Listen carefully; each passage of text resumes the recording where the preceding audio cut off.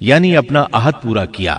اب انہیں خیال آیا کہ کافی وقت گزر چکا ہے اور حالات بھی بدل چکے ہیں، لہٰذا اب میں واپس مصر جا سکتا ہوں، اپنی والدہ، اپنے بھائی اور بہن سے ملنا چاہیے۔ فلما قضى موسى الأجل وسار بأهله، جب موسیٰ نے مدت پوری کر لی اور اپنے گھر والوں کو لے کر چلے، مطلب یہ کہ 10 سال پورے کر لیے، اب اپنی بیوی کو لے کر مصر کی طرف روانہ ہوئے۔ لیکن آپ مصر کا راستہ تو جانتے ہی نہ تھے، کسی سے پوچھنا چاہتے تھے۔ رات سرد تھی، سردی پورے زوروں پر تھی، ان کے پاس آگ جلانے کے لیے کچھ نہ تھا، انہیں آگ کی تلاش تھی۔ اللہ تعالیٰ سورہ طٰہٰ آیت 9 تا 10 میں فرماتے ہیں، وَهَلْ أَتَاكَ حَدِيثُ مُوسَىٰ إِذْ رَأَىٰ نَارًا، تجھے موسیٰ کا قصہ بھی معلوم ہے جبکہ اس نے آگ دیکھی۔ موسیٰ علیہ السلام کو دور، بہت دور پہاڑ کی چوٹی پر آگ نظر آئی اور انہیں آگ کی شدید ضرورت تھی تاکہ آگ تاپ سکیں اور اس کے ذریعے راستہ دیکھ سکیں، اور رات انتہائی سرد اور تاریک تھی، اور یہ سب تقدیر الہی ہے۔ وہی ذات ہے جس نے رات کو تاریک اور سرد بنایا تھا، اسی نے آگ کی شدید حاجت پیدا کی تھی تاکہ آپ کو نبوت سے سرفراز کیا جا سکے۔ انہوں نے آگ دیکھی تو اپنے گھر والوں سے کہا، انی آنست نارا لعلی آتیکم منها بقبس او اجد علی النار ہدی، مجھے آگ دکھائی دی ہے، بہت ممکن ہے کہ میں اس کا کوئی انگارہ تمہارے پاس لاؤں یا آگ کے پاس سے راستے کی اطلاع پاؤں۔ جب موسیٰ علیہ السلام آگ کے قریب پہنچ گئے تو وہاں ایک عجیب ہی نظارہ تھا۔ قرآن کریم نے اور بھی کئی منظر بیان فرمائے ہیں، لیکن یہ منظر ان سب سے انوکھا منظر تھا۔ یہ آگ نہیں تھی بلکہ ایک بہت بڑے کانٹے دار درخت کے اندر سے نور نکل رہا تھا، یا یوں کہہ لیں کہ درخت سے آگ کے شعلے نکل رہے تھے۔ موسیٰ علیہ السلام بہت حیران ہوئے، ذرا اور قریب ہوئے تو درخت اور زیادہ منور نظر آیا، پھر انتہائی قریب چلے آئے، تب اس درخت میں سے آواز سنائی دی۔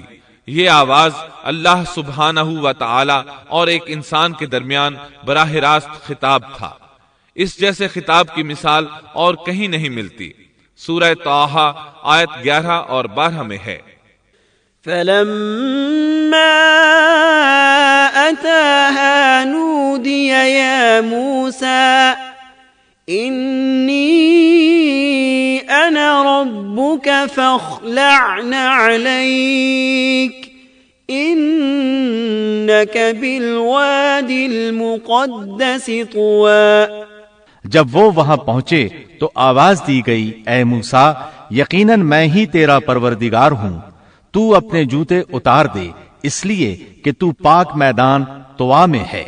سورہ طٰہٰ آیات 13 تا 16 میں اللہ تعالیٰ فرماتے ہیں، وَأَنَا اخْتَرْتُكَ فَاسْتَمِعْ لِمَا يُوحَىٰ إِنَّنِي أَنَا اللَّهُ لَا إِلَٰهَ إِلَّا أَنَا فَاعْبُدْنِي وَأَقِمِ الصَّلَاةَ لِذِكْرِي إِنَّ السَّاعَةَ آتِيَةٌ أَكَادُ أُخْفِيهَا لِتُجْزَىٰ كُلُّ نَفْسٍ بِمَا تَسْعَىٰ فَلَا يَصُدَّنَّكَ عَنْهَا مَن لَّا يُؤْمِنُ بِهَا وَاتَّبَعَ هَوَاهُ فَتَرْدَىٰ۔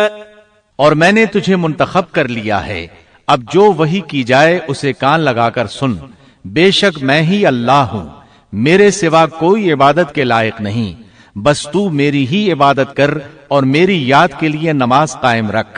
قیامت یقیناً آنے والی ہے جس کو میں پوشیدہ رکھنا چاہتا ہوں تاکہ ہر شخص کو وہ بدلہ دیا جائے جو اس نے کوشش کی ہو۔ پس اب اس کے یقین سے تجھے کوئی ایسا شخص روک نہ دے جو اس پر ایمان نہ رکھتا ہو اور اپنی خواہش کے پیچھے پڑا ہو، ورنہ تو ہلاک ہو جائے گا۔ قرآن کریم میں یہ مضمون دیگر مقامات پر بھی بیان ہوا ہے۔ سورۃ القصص آیت 30 میں ہے، فَلَمَّا أَتَاهَا نُودِيَ مِن شاطئ الوادي الأيمن في البقعة المباركة من الشجرة أن يا موسى إني أنا الله رب العالمين۔ پس جب وہاں پہنچے تو اس بابرکت زمین کے میدان کے دائیں کنارے کے درخت میں سے آواز دیے گئے کہ اے موسیٰ، یقیناً میں ہی اللہ ہوں، سارے جہانوں کا پروردگار۔ اللہ تعالیٰ نے براہ راست ان سے کلام فرمایا، ان سے خطاب کیا اور اپنی عظمت کو ان کے سامنے ظاہر کیا، پھر پوچھا وَمَا تِلْكَ بِيَمِينِكَ يَا مُوسَى، اے موسیٰ تیرے اس دائیں ہاتھ میں کیا ہے؟ اللہ تعالیٰ تو جانتے تھے، لیکن اپنی قدرت دکھانے کے لیے پوچھا۔ موسیٰ علیہ السلام نے جواب دیا، قال هي عصاي أتوكأ عليها وأهش بها على غنمي ولي فيها مآرب أخرى۔ جواب دیا کہ یہ میری لاٹھی ہے، اس پر میں ٹیک لگاتا ہوں اور اس سے میں اپنی بکریوں کے لیے پتے جھاڑ لیا کرتا ہوں، اور بھی اس میں مجھے بہت سے فائدے ہیں۔ اللہ تعالیٰ نے فرمایا اسے ہاتھ سے نیچے ڈال دے۔ جو ہی موسیٰ علیہ السلام نے لاٹھی نیچے گرائی، وہ سانپ بن کر دوڑنے لگا۔ سورۃ القصص آیت 31 میں یہ ذکر یوں آیا ہے، وَأَنْ أَلْقِ عَصَاكَ فَلَمَّا رَآهَا تَهْتَزُّ كَأَنَّهَا جَانٌّ وَلَّا مُدْبِرًا۔ اور یہ آواز بھی آئی کہ اپنی لاٹھی ڈال دو۔ پھر جب اس کو دیکھا کہ وہ سانپ کی طرح پھن پھنا رہی ہے تو پیٹھ پھیر کر واپس ہو گئے، یعنی اس طرح بھاگے کہ پیٹھ پھیر کر نہ دیکھا۔